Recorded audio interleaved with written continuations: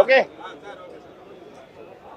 இன்று காங்கிரஸ் பேரியக்கத்தின் சார்பாக திராவிட முன்னேற்ற கழகத்தோடு கூட்டணி பேச்சுவார்த்தையை துவக்கி இருக்கிறோம். எங்களுக்கு என்ன தேவையோ அதை நாங்கள் கேட்டிருக்கிறோம். அவர்களும் பரிசீலிப்பதாக சொல்லியிருக்கிறார்கள். மாண்புமிகு முதலமைச்சர் அவரிடம் கலந்து ஆலோசிப்பதாகவும் சொல்லியிருக்கிறார்கள். பேச்சுவார்த்தை சுமூகமாகவும் வெற்றிகரமாகவும் நம்பிக்கையோடும் சென்று கொண்டிருக்கிறது.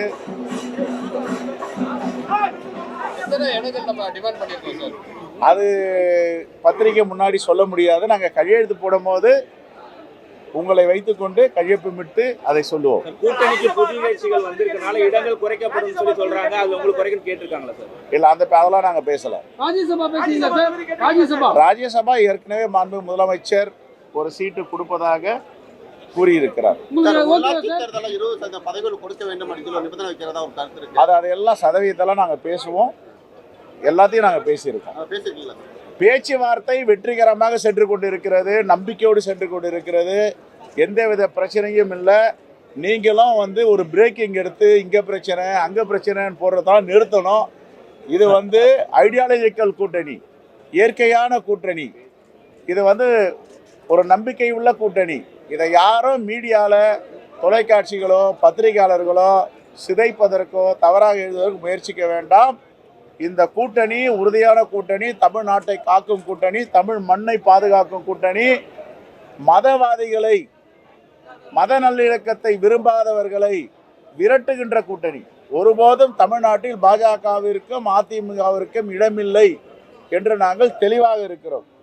எங்கள் தலைவர் ராகுல் காந்தி அவர்கள் இந்த மண்ணின் மீது பற்று வைத்திருக்கிறார், தமிழ்நாட்டு மீது பற்று வைத்திருக்கிறார். பாஜக போன்ற RSS போன்ற சக்திகளை தமிழ்நாட்டில் விடமாட்டோம். தெளிவாக சென்று கொண்டிருக்கிறது. நன்றி, வணக்கம்.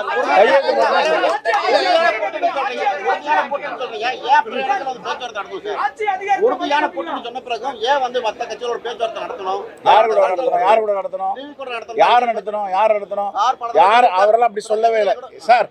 சும்மா மாத்தி மாத்தி பேசாதீங்க. அப்படிலாம் எங்கேயுமே அவர் சொல்லல. நாங்க பேச்சுவார்த்தை தெளிவா சொல்லியிருக்காரு. நாங்கள் திராவிட முன்னேற்ற கழகத்தோடு தான் பேச்சுவார்த்தை நடத்தி கொண்டிருக்கிறோம்.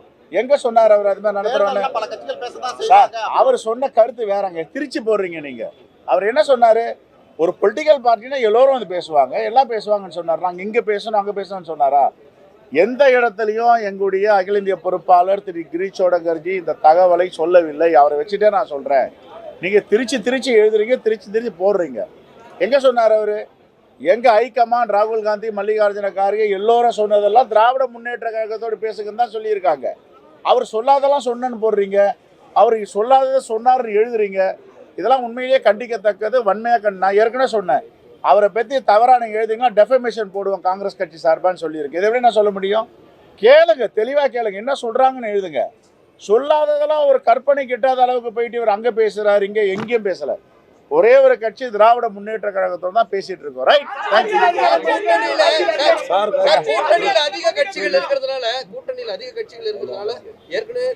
அதை நாங்க அதெல்லாம் நாங்க பேசி தீர்த்து கொள்வோம் சார். நீங்க மகிழ்ச்சியா இருங்க sir. Sir, you want to say anything?